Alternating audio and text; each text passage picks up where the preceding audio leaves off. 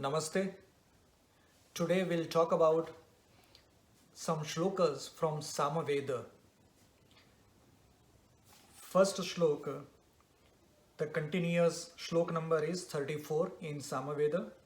It is part of Purvarchika, first Adhyaya, third Khanda, and 14th shloka. Continuous shlok number is 34. And Rushi Ushna Kavya. The shlok is Kasya nunam parinasi dhiyo jinvasi satpate goshata yasyate giraha. O fire god, who protects truth, how can you be happy? How can I make you happy? What type of thought process I need to employ? What are the processes, or what stuti, meaning the prayer, can please you and bring us to knowledge? So in this shloka, Rushi mentions that fire, Agni is the element that can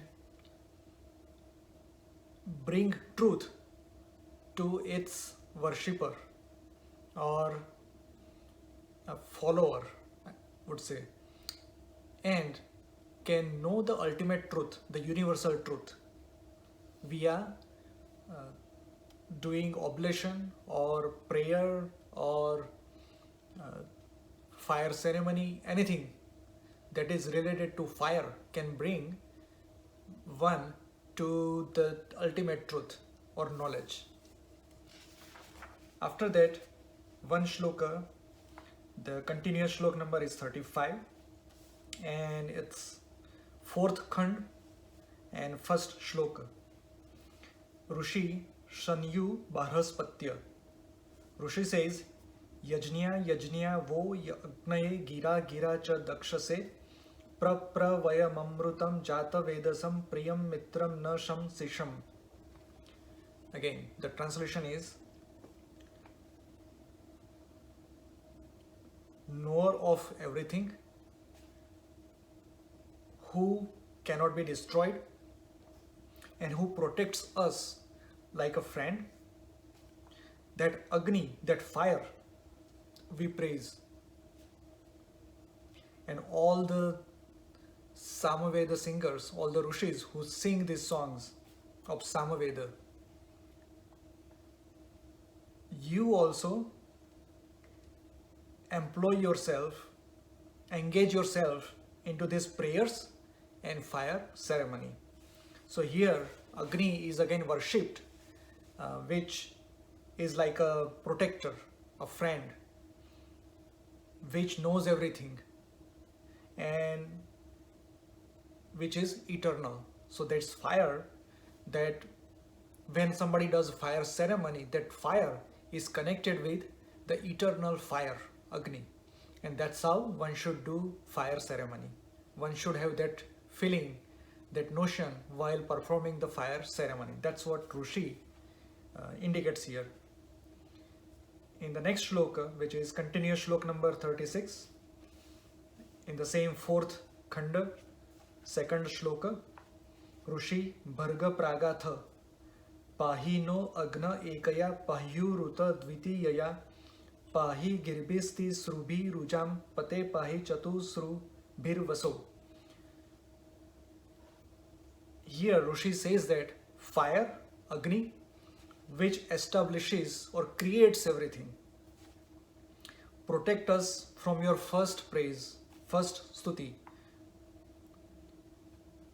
Make us free from any fear by doing the second stuti. Protect us by the third stuti. And honor of all the energies,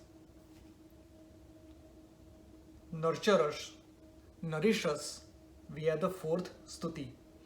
Now in Upanishads and elsewhere also in Vedas, it is said that fire, Agni, creates sound or and speech. So whatever we say, whatever I'm speaking, is ultimately uh, created by fire, and that fire creates four different types of speech. The one I am speaking currently, it's called Vaikhari, and then something little subtler which I mumble in my mind, that is Madhyama. Then there is Pashyanti, meaning just experience, just observe. And fourth is Para, above all. So Para, Pashyanti, Madhyama, and Vaikhari. These are four types of speeches. And fire is a generator, creator, or the element which is the root of all these four speeches is Agni, fire. And Rishi praises Agni by these and asks protection from it. Now, continue shloka number 38, same fourth khanda, fourth shloka. This shloka is very important to understand their social fabric of people of Samaveda. We know that in India, in Bharata, four Varnas are very, very well widely known, but their interpretation, their meaning is somewhat distorted. But what Veda itself says about this social fabric is what is in this shloka number 38, which is part of Purvarchika, first Adhyaya, fourth Khanda, and shloka fourth. Rishi Vasishtha Maitra Varuni. So Vasishtha Maitra Varuni Rishi says that Tve Agne Savata Priyasah Santu Surayah Yantaro Ye Maghavano Janana Murvam Dayanta Gonam. O fire, Agni,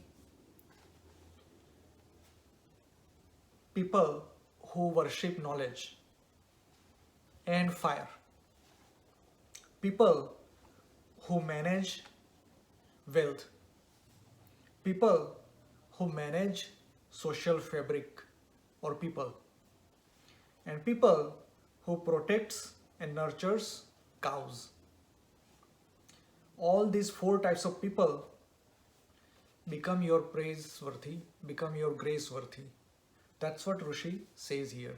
Now we know that there are four Varnas mentioned in uh, multiple places, and it became a topic of criticism many a times because of its distorted meaning.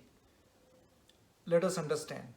There are four Varnas: Brahmana, Kshatriya, Vaishya, Shudra. Now what this shloka mentions, who is Brahmana?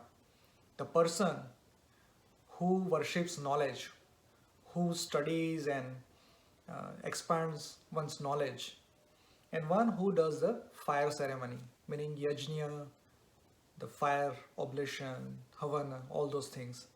So that type of person is Brahmana. Second one, who manages wealth in the society, that is called Vaishya, business class people, Vaishya. They manage wealth for the rest of the people in the society. Third is people who protects and manages the rest of the people, Kshatriya, warrior. Not only warrior, but administration and protection, those type of things they do. Those people are Kshatriya. Then fourth one is very important. We know that Shudra and this type of people, we consider them slaves or kind of people who works for the rest of the people in the society, who serves the rest of the people in the society. We understand them to be Shudra, but no. What Rishi says here is people who protects and nurtures cows, they are Shudra. So talk about it, think about it, and explore more, because even my knowledge is limited, but in my limited knowledge, this is what I could perceive or think. So we'll talk more later. Astu.